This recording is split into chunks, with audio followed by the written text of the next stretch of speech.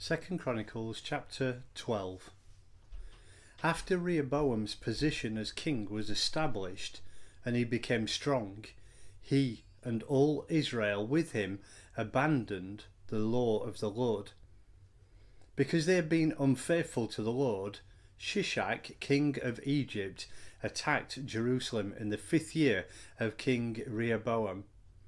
With 1,200 chariots and 60,000 horsemen, and the innumerable troops of Libyans, Sukkites and Cushites that came with him from Egypt, he captured the fortified cities of Judah and came as far as Jerusalem. Then the prophet Shemaiah came to Rehoboam and to the leaders of Judah who had assembled in Jerusalem for fear of Shishak. And he said to them, "This is what the Lord says, you have abandoned me, therefore I now abandon you to Shishak." The leaders of Israel and the king humbled themselves and said, "The Lord is just."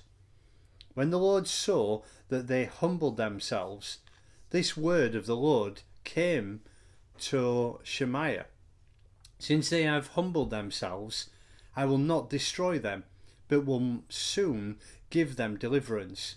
My wrath will not be poured out on Jerusalem through Shishak.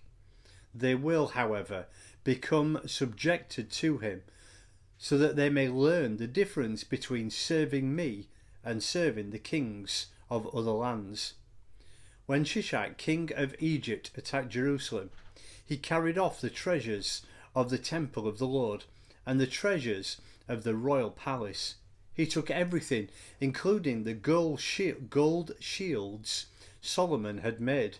So King Rehoboam made bronze shields to replace them and assigned these to the commanders of the guard on duty at the entrance to the royal palace. Whenever the king went to the Lord's temple, the guards went with him, bearing the shields, and afterward they returned them to the guardroom. Because Rehoboam humbled himself, the Lord's anger turned from him, and he was not totally destroyed. Indeed, there was some good in Judah. King Rehoboam established himself firmly in Jerusalem and continued as king. He was 41 years old when he became king, and he reigned 17 years in Jerusalem, the city the Lord had chosen out of all the tribes of Israel in which to put his name.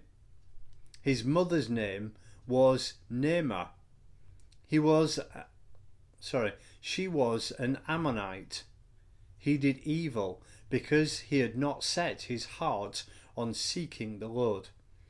As for the events of Rehoboam's reign, from beginning to end, are they not written in the records of Shemaiah the prophet and of Iddo the seer that deal with genealogies?